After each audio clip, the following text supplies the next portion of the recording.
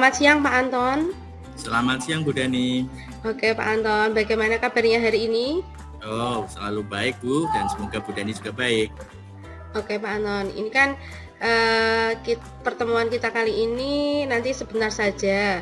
Oke, jadi terima kasih atas waktunya yang diberikan Pak Anton di pertemuan kita kali ini. Oh ya, sebelumnya nanti saya mohon izin ya apabila saya tidak terlihat melihat di kamera begitu, saya sedang membuat note begitu. Jadi tapi yakin saja Pak Anton bahwa saya tetap hadir penuh di pertemuan kita kali ini meskipun saya membuat catatan gitu ya. Ya, siap Bu. Oke, Pak Anton, sebenarnya apa sih yang ingin dibicarakan pada pertemuan kita kali ini?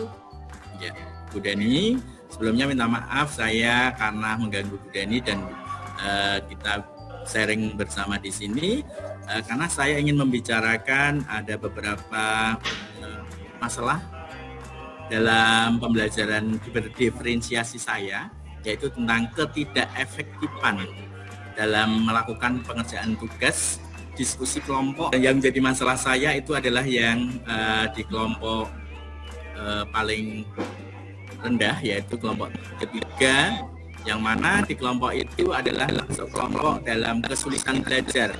Itu hasil dari tes diagnosis awal saya. Oke, berarti Pak Anton, berarti ini bisa saya simpulkan Pak Anton mempunyai permasalahan dalam pembelajaran berdiferensiasinya, kurang efektifnya kegiatan diskusinya begitu ya, terutama dalam kelompok yang kesulitan belajar. Kan Pak Anton sudah mengelompokkannya begitu ya.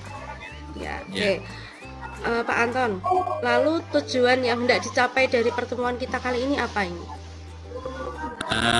Tujuan dari pertemuan coaching saat ini, saya ingin mencari solusi supaya proses belajar diskusi kelompok di kelas saya akan berjalan dengan baik dan murid mendapatkan hasil belajar yang maksimal melalui kerja kelompok tersebut, Ibu. Oke, semoga kita mendapatkan tujuan yang ingin dicapai Pak Anton gitu ya. Oke. Siap. Pak Anton, lalu apa sih yang sudah dilakukan Pak Anton untuk menghadapi masalah ini? Ya, saya sudah melakukan beberapa hal, Ibu. Yang pertama yaitu saya sudah berusaha mengelompokkan diskusi itu secara homogen, yang mana itu diperoleh dari hasil tes diagnostik awal saya, dari kesiapan belajar, sehingga mereka dapat dikelompokkan sesuai kemampuan belajar murid. Kalau dikelompokkan seperti itu, maka nanti capaian belajar yang berbeda-beda itu bisa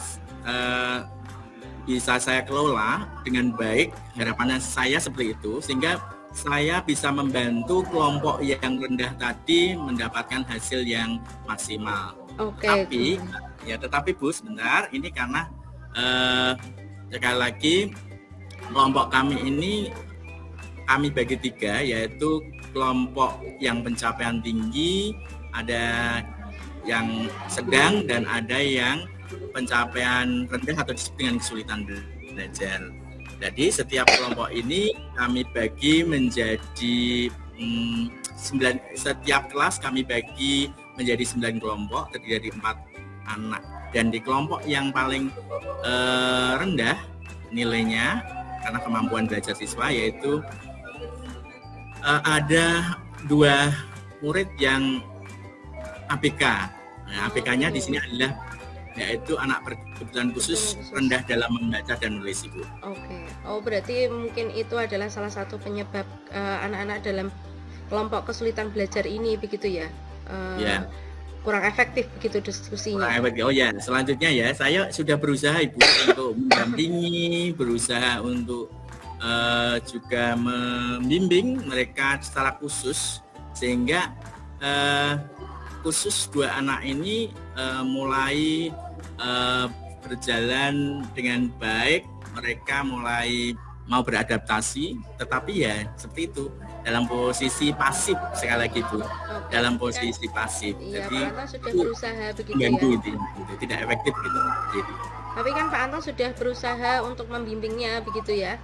Ya. Ya, lalu Pak Anton, dalam skala 1 sampai 10 ini di mana sih menurut Pak Anton usaha yang sudah dilakukan Pak Anton tadi? Pak Anton kan sudah membimbing anak-anak ini, terutama yang anak-anak berkebutuhan khusus itu tadi. Ya, saya sudah berusaha menghadapi masalah ini dan saya sudah mencapai posisi skala 7, Ibu. Tetapi saya rasa itu belum cukup karena ada di kelas kami adalah KKM-nya adalah 7,5, berarti masih dapat di skala 7 itu. Oke.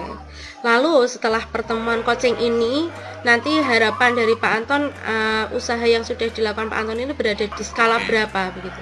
Ya, harapan saya setelah adanya coaching ini saya bisa mencapai angka minimal angka 8 karena sekali lagi bisa sedikit melampaui KKM, yaitu KKM atau KKTP kalau di kelas 7 dan 8 ini sekarang di tempat saya itu 7,5. Harapan saya nilai skala 8 bisa tercapai. Oke, bagus sekali.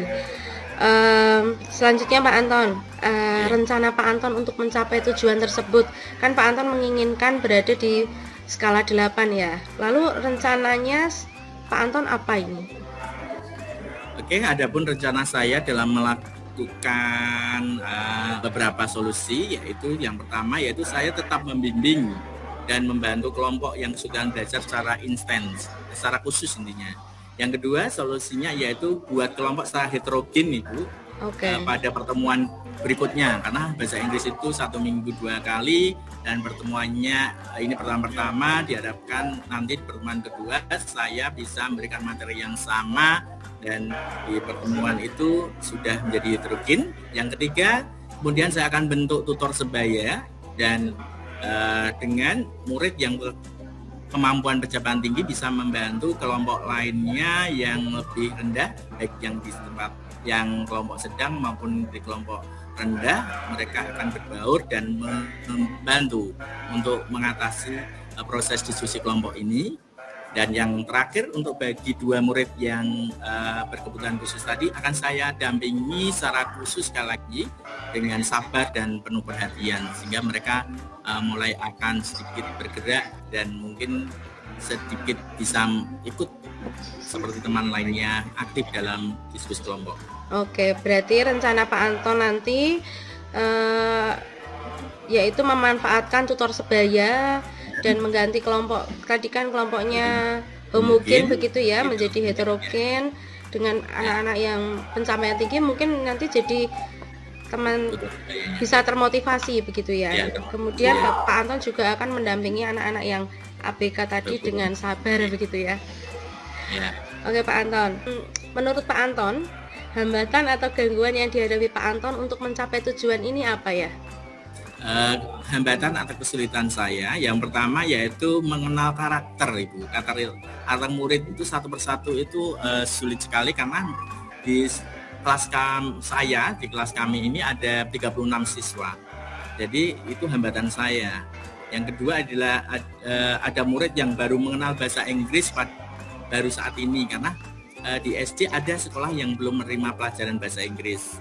Yang ketiga belum kelihatannya siswa di kelas ini ada yang belum mengenal tentang diskusi kelompok dalam pembelajaran diferensiasi sehingga mereka belum menjadi kebiasaannya.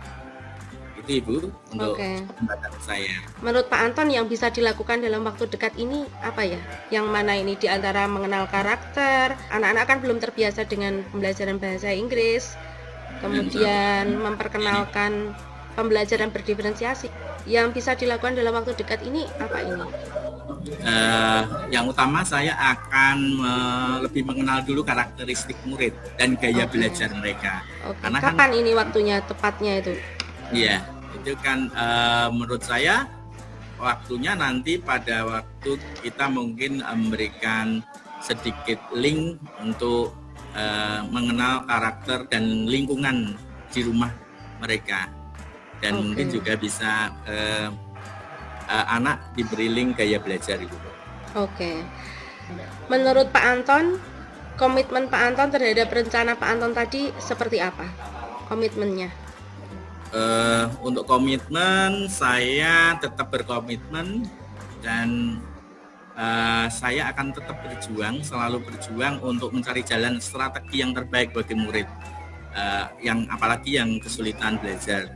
Dan kita harus menjadi guru yang melayani murid sehingga mereka baik yang berpencapaian tinggi maupun sedang dan rendah akan terlayani dengan baik dan hasil belajarnya akan maksimal, Ibu. Oke. Lalu siapa yang bisa membantu Pak Anton untuk menjaga komitmen tersebut? Ya, yang membantu selain saya jelas murid itu utama. Oh iya, muridnya sendiri ya. Membantu proses pembelajaran yang utama, mau ada motivasi dan ada mungkin kalau untuk dua anak BK dan ini anaknya sedikit bermasalah, bisa guru BK bisa membantu memberikan beberapa pencerahan, dan yang terakhir mungkin guru wali kelasnya.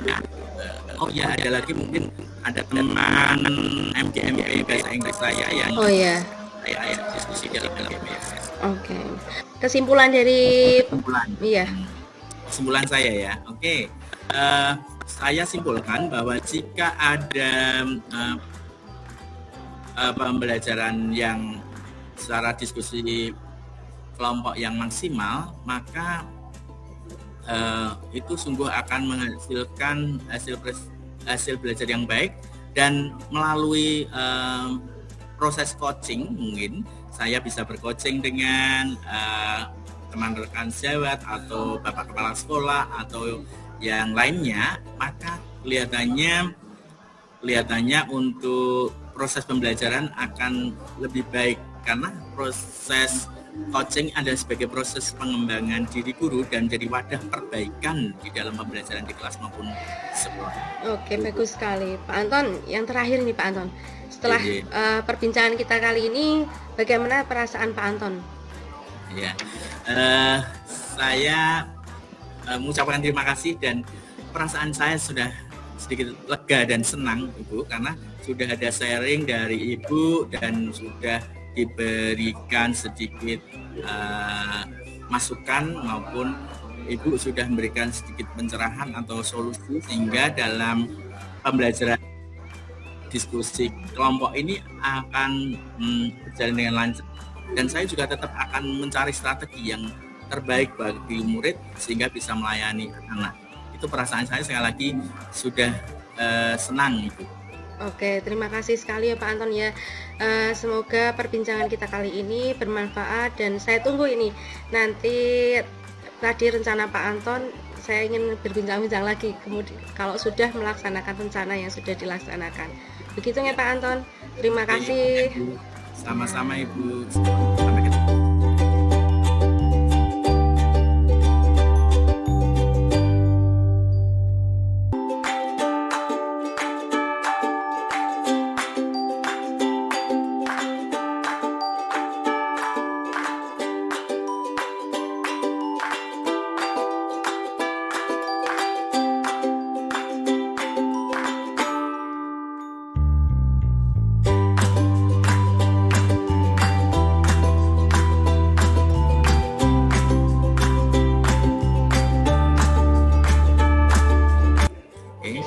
Selamat siang Ibu Dani. Selamat siang Pak Anton. Ya, bagaimana kabarnya hari ini? Baik, saya sehat. Bagaimana dengan Pak Anton? Ya, saya sehat juga, amin. Terima kasih Ibu. Ibu, pada hari ini kita bertemu di sini untuk melakukan sharing atau alias pekannya yaitu coaching gitu, Ibu ya. Oke, silakan Ibu nanti bisa mengungkapkan masalah yang Ibu hadapi pada saya mungkin atau masalah atau sesuatu hal yang Ibu anggap itu penting kita bicarakan pada hari ini. Saya mau bertanya Ibu, kira-kira tujuan Ibu di dalam coaching kita ini, kita bertemu ini, kira-kira apa Ibu? Oke Pak Anton, menurut saya punya masalah yang harus saya sharingkan begitu dengan Pak Anton. Nah, dengan coaching ini saya harapkan tujuan saya nanti permasalahan saya ini bersama dengan wali murid dan murid gitu. Dengan ngobrol dengan Pak Anton ini nanti saya harapkan bisa, saya sebenarnya sudah punya rencana Pak, apa yang menjadi solusi. Nah, dengan ketemu Pak Anton ini nanti saya bisa yakin begitu, apakah solusi yang saya rencanakan ini sudah benar adanya, bisa saya laksanakan gitu. Ibu ada masalah apa ya? Ada sesuatu yang bisa dibicarakan? Oke. Saya seorang wali kelas Pak Anton di 12 IPS. Kemudian ada siswa saya itu namanya Tito. Siswa saya ini ada permasalahan sekitar 5 hari ini ya, dia tidak berangkat sekolah. Menjadi keraguan saya ini sebenarnya dia bukan anak yang bandel, bukan anak yang banyak pelanggaran, namun ketidakberangkatannya ini tanpa alasan begitu.